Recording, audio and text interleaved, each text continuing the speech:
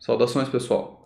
Hoje a gente vai falar sobre um assunto muito interessante e de suma importância para quem vai programar em projetos grandes e tudo mais, né? Então nós vamos falar um pouco sobre tratamento de erros, certo? Erros acontecem, tá, pessoal? Quando vocês estão programando alguma coisa, é muito provável que vocês não consigam prever todas as situações possíveis, né? Então nós temos que fazer o quê? Temos que deixar o nosso software preparado para eventuais exceções à regra, né? Coisas que não são comuns ali ou que não são aceitáveis dentro do funcionamento do nosso software, tá?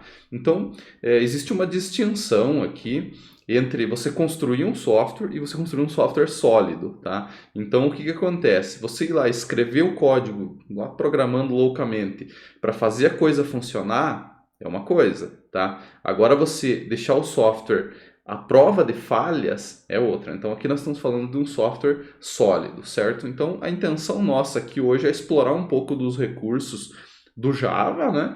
Mas eu já adianto que esse é um procedimento que você vai conseguir fazer em praticamente todas as linguagens orientadas a objetos, tá? Então, o tratamento de exceções, lançamento de exceptions, captura e tal, isso existe na maioria das linguagens e funciona da mesma forma, tá? Então, a gente vai aproveitar esses conhecimentos de maneira geral, tá? Existem algumas situações que podem causar erro, né?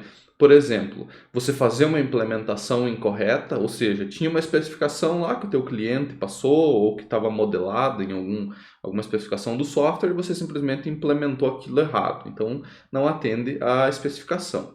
Você pode estar, por exemplo, tentando acessar um objeto inválido ou de uma forma incorreta. Então, aqui no Java, por exemplo, tentar acessar um índice de um array e esse índice não existir, o array era menor, por exemplo, né? Então, situações que você pode estar causando erro, né? Em alguns casos, dá para a gente lavar a mão. Em alguns casos, a culpa não é do programador, né? Então, nem tudo somos nós que causamos o erro, né?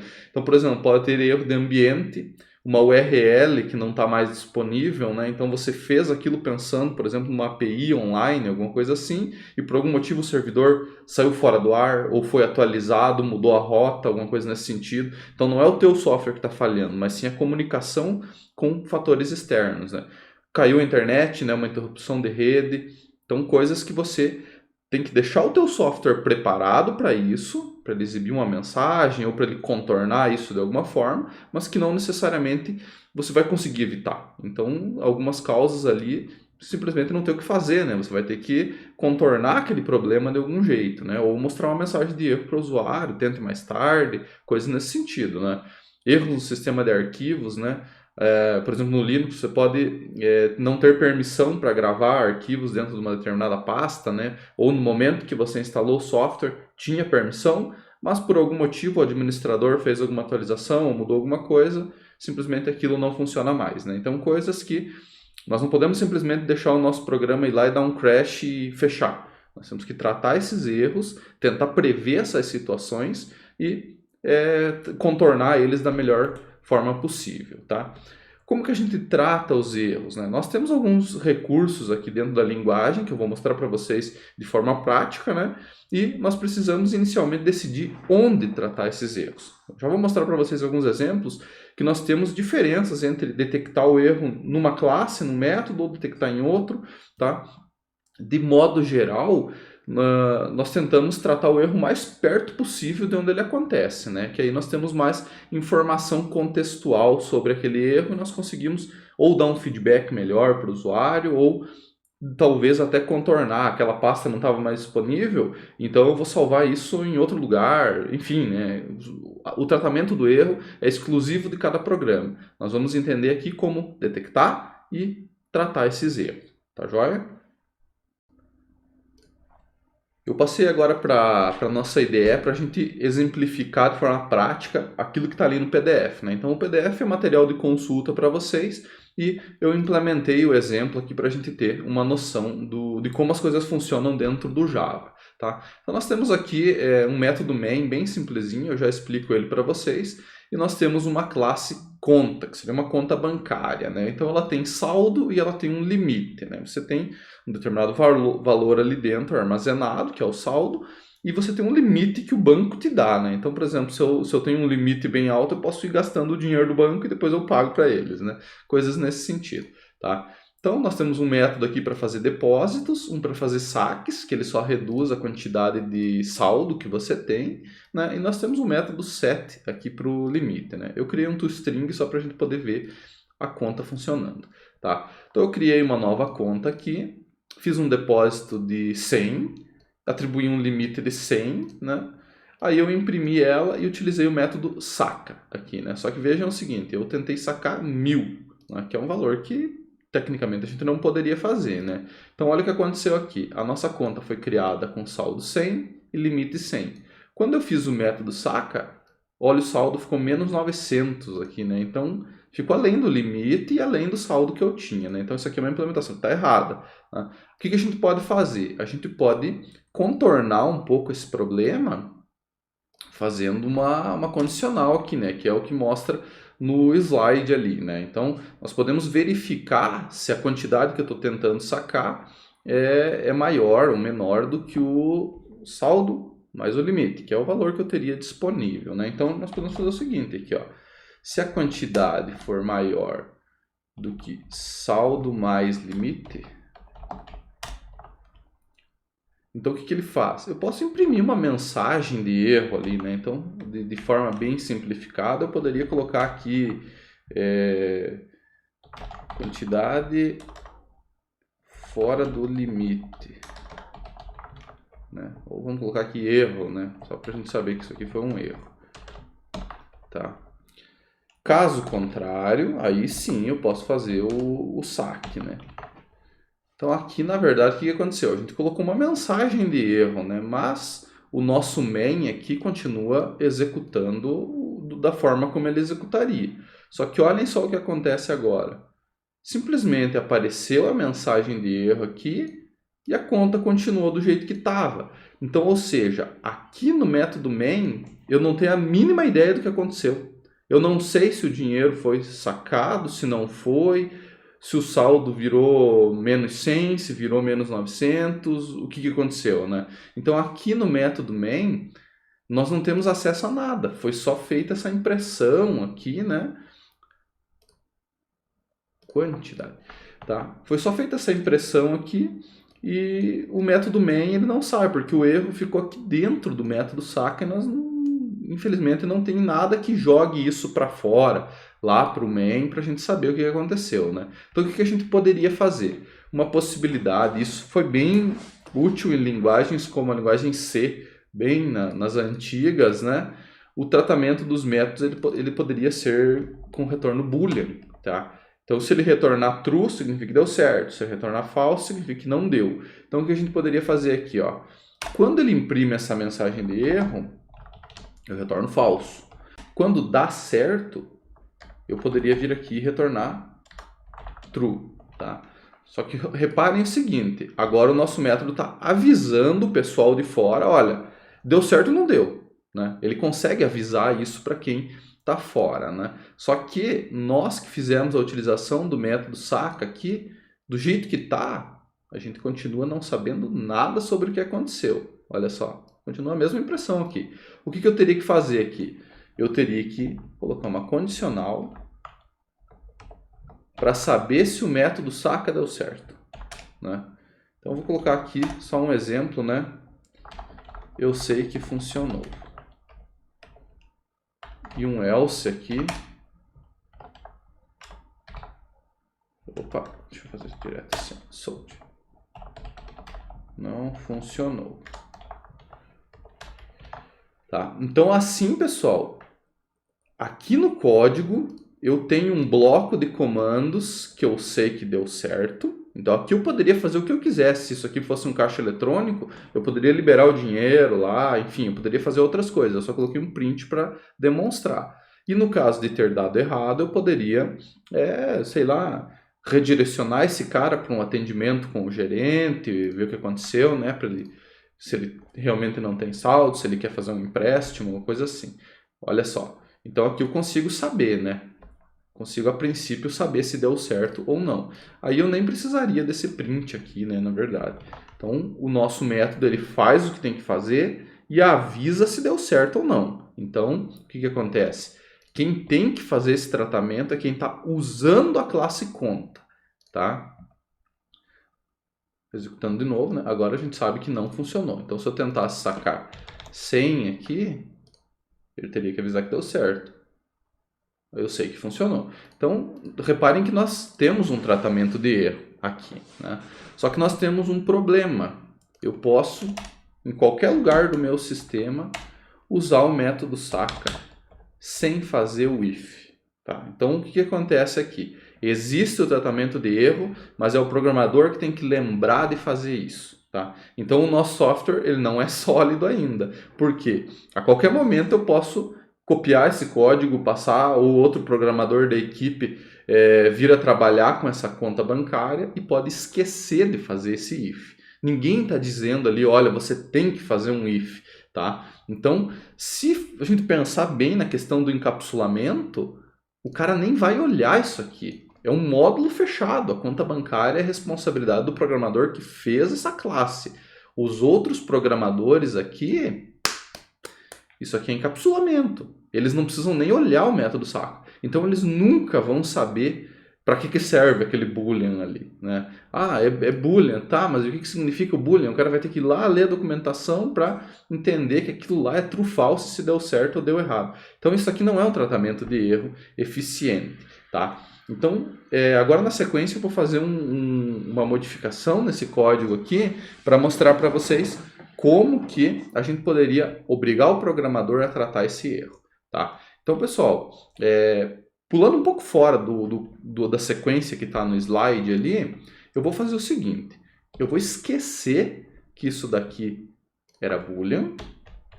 Vou tirar... Na verdade, eu vou deixar esse if aqui por enquanto comentado, só para a gente ver a diferença. Tá? Ao invés de eu retornar boolean aqui, eu vou voltar esse cara para void, porque não nos interessa o retorno do método. Interessa saber se deu erro lá dentro ou não. Tá? Então, o que acontece? Ao invés de eu fazer um return false e return true, o que eu posso fazer? Eu posso efetivamente lançar um erro. Tá? Isso aqui é um conceito bem diferente de retornar true false. Tá? Então, eu posso retornar aqui, ó, nova, vamos chamar isso de runtime exception. Tá? E eu vou copiar esse erro aqui como uma mensagem. Então, o erro que eu estou lançando é esse aqui, ó, quantidade fora do limite, tá? E caso contrário, se deu certo, esquece. Não tem erro nenhum. Fica mais simples, não fica? Então, se aconteceu algum erro, eu lanço um erro para o Java. Um erro que se chama uma exception, uma runtime exception, tá? Então, a gente já vai falar um pouco mais sobre essas classes de exception aqui, mas o que a gente precisa saber? Que o método saca que está sendo utilizado aqui, ele não tem tratamento com if else nem nada disso. Só que a partir do momento que eu executo ele, aqui ele vai dar certo, né? Porque 100 é plausível, né? Então ficou zerado aqui, mas deu certo, né? Agora se eu tentar sacar 1000, tem um erro sendo lançado lá dentro. Então olha só o que aconteceu aqui, ó. Adeus, programador. Você esqueceu de colocar o if else, não tem problema. O Java vai garantir que vai explodir alguma coisa em algum lugar, tá? Só que nós ainda temos um pequeno porém, né? Estourou um erro aqui e o programa acabou, tá? Agora sim, nós vamos ver um outro exemplo de como que nós podemos detectar que isso aconteceu e contornar a situação, tá? E nessa detecção, vocês vão ver que nós podemos fazer isso em vários níveis diferentes. E quanto mais próximo do erro, mais informação eu tenho para poder resolver o problema. Aqui como que seria a resolução do problema? Ou oferecer para o cara um empréstimo, ou direcionar ele para falar com o gerente, coisas nesse sentido. Eu vou mudar o nosso exemplo aqui agora de acordo com o que está no slide, para a gente explorar um pouco mais isso. Até então, o que eu queria que vocês percebessem? O método é void, não tem nada dizendo que eu tenho que fazer um if else como aqui, então isso aqui morre a princípio, e existem outras formas da gente detectar a presença dos erros, né? E para o cara que está criando a classe, ele sabe que ele lançou um erro numa situação inesperada. Quem vai ter que resolver isso é o cliente que está usando a conta bancária, né? Aqui dentro ele não vai fazer nada, ele só vai avisar, olha, aconteceu um erro, te vira, tá? Então agora a gente vai mudar um pouquinho o exemplo para entender melhor como que isso funciona. Partindo para o segundo exemplo aqui, pessoal, esse aqui é o código do slide ali, né? Então eu só deixei comentada aqui a parte da conta bancária, que a gente vai retomar isso lá no final da aula, tá? Mas, por enquanto, concentrem-se nesse bloco aqui, ó. Nós temos 3 métodos aqui. O main, né, que foi criado novo aqui, né, substitui o main anterior, né? Esse método main, ele imprime o início e o fim dele mesmo. Então, a gente sabe quando ele começou e quando ele terminou, tá? Esse método, no meio aqui das operações, ele chama o método 1, tá? O método 1 faz a mesma coisa. Ele avisa quando começou e quando terminou. E no meio ele chama o método 2. Então reparem que é um método que chama outro, que chama outro. E nesse meio termo ele vai avisando o que começou e o que terminou, tá? Dentro do método 2 aqui, pessoal, nós temos um array de 10 posições, tá?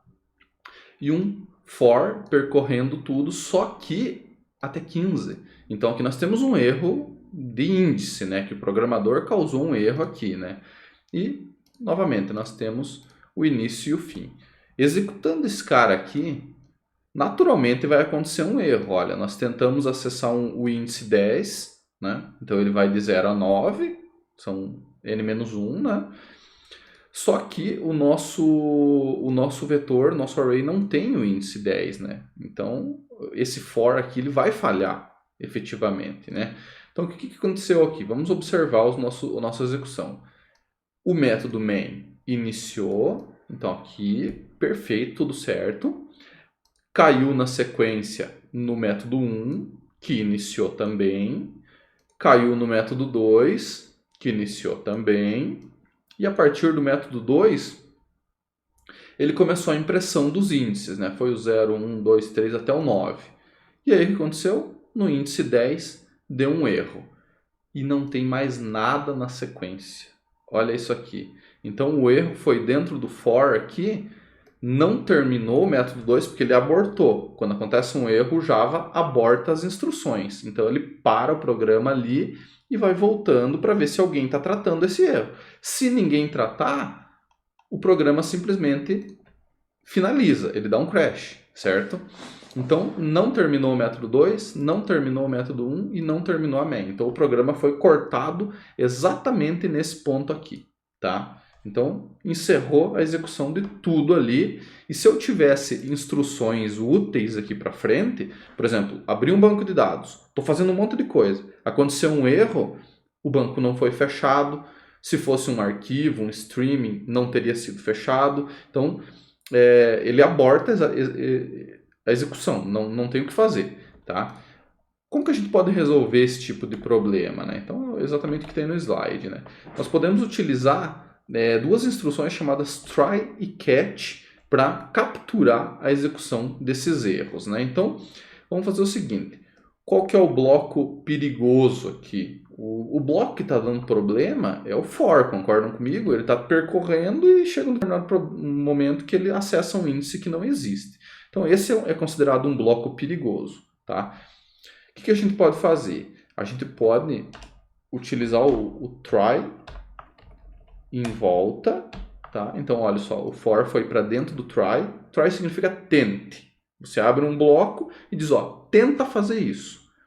Se alguma coisa acontecer errado, existe um catch aqui que captura os erros, tá? Então, que tipo de erro que estava acontecendo aqui? Estava acontecendo um erro do tipo Java lang array index out of bounds exception, tá? Esse aqui é o tipo do erro que está acontecendo, tá?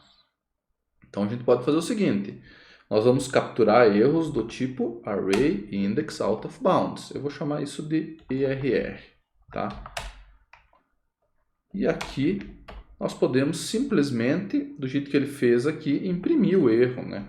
Então, system out println, vamos colocar aqui ERR, erro 2.err, tá? Ele usa o toString do erro. Então, reparem que nós temos dois blocos. Agora ele executou de novo aqui, né? nós temos dois blocos aqui, né? Então nós temos o for perigoso dentro do try e nós temos um tratamento desse erro. Esse tratamento aqui é a chance que você tem de resolver o problema, tá? Então se fosse aquele caso da conta bancária, que a gente vai retomar depois, aqui seria o momento de você tentar resolver o problema. Nem sempre isso é possível, tá? Nem sempre isso é possível. Às vezes você vai ter que simplesmente jogar uma mensagem para o usuário dizendo, olha, aconteceu um erro. Você vai ter que refazer a operação ou alguma coisa assim, né? Então, executando novamente aqui, pessoal, olha só que interessante. Começou o main, começou o método 1, começou o método 2, executou até onde deu. Aí o índice 10 lá deu problema, ele imprimiu aqui, né? Que o nosso tratamento do erro, nesse caso, foi a impressão. Nós simplesmente assumimos que o erro aconteceu, a gente mostrou para o usuário e segue o baile, tá? Então, o método 2 terminou, o método 1 terminou e o método main terminou. Então, ou seja, o nosso programa ele encerrou com código zero. O código zero significa que deu tudo certo, tá? Então, reparem que eu detectei um erro do tipo array index out of bounds, capturei ele, mostrei para o usuário e assumi. O erro está resolvido. E o programa continuou, tá? Então, nós abortamos o for aqui, só que o erro foi tratado, né? Nós podemos tentar fazer o seguinte, assumir que o for não é perigoso. O for definitivamente ele não está fazendo nada fora do comum, né? Quem está fazendo coisas fora do comum é esse array i igual a i aqui, ó. Esse cara aqui que está dando erro, né? O for, coitado, ele não tem muita culpa nessa história. Ele foi usado incorretamente ali, né? Percorrendo os índices além da conta. Só que deixa eu só voltar aqui, ó, o cat. Aí, ficou indentado agora. Só que o for, na verdade, não tem nada de errado. O for poderia executar até o final, né? O que não pode executar até o final é esse cara aqui. Se a gente executar ele, olha só o que acontece. Agora, em vez de um erro, eu tenho 1, 2, 3, 4, 5, 6. Olha só, eu tenho o erro para o 10 até o 15. Ou seja, o for executou tranquilamente. O que aconteceu de dar erro foi aqui, ó, nessa operação, array i igual a i, tá? E isso daí aconteceu 6 vezes, porque o for foi rodando. E cada vez que ele batia num índice inválido, ele lançava um novo erro, né? Então, nós aproximamos da fonte do erro, digamos assim. Então, nós temos bastante informação agora. Nós sabemos exatamente quais índices que dão erro. Todos eles, e não apenas um só dos erros que aconteceram, tá?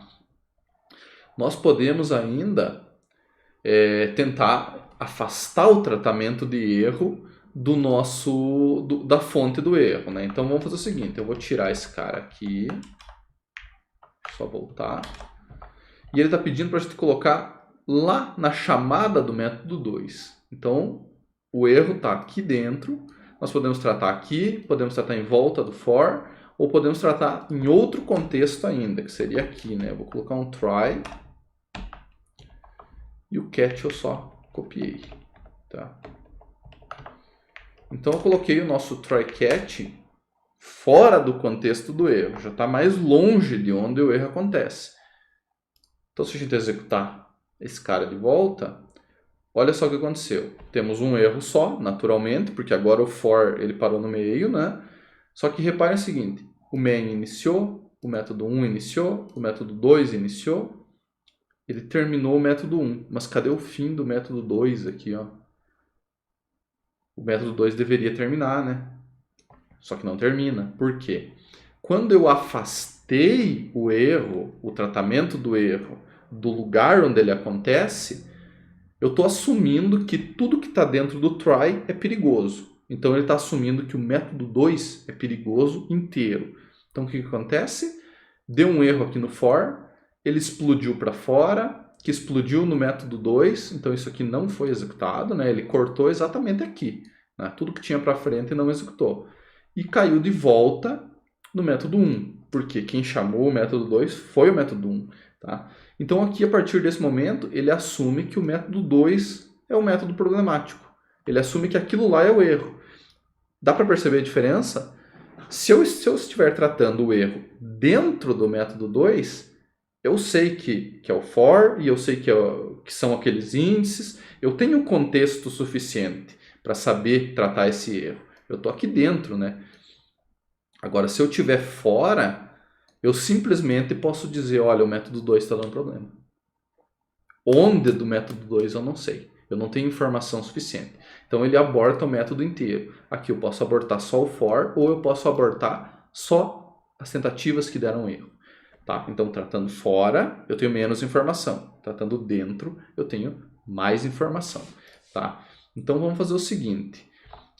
Desse exemplo aqui, era só isso. Eu vou só fazer o seguinte agora. Eu vou voltar no exemplo da nossa conta bancária, só para a gente reformular isso aqui, tá?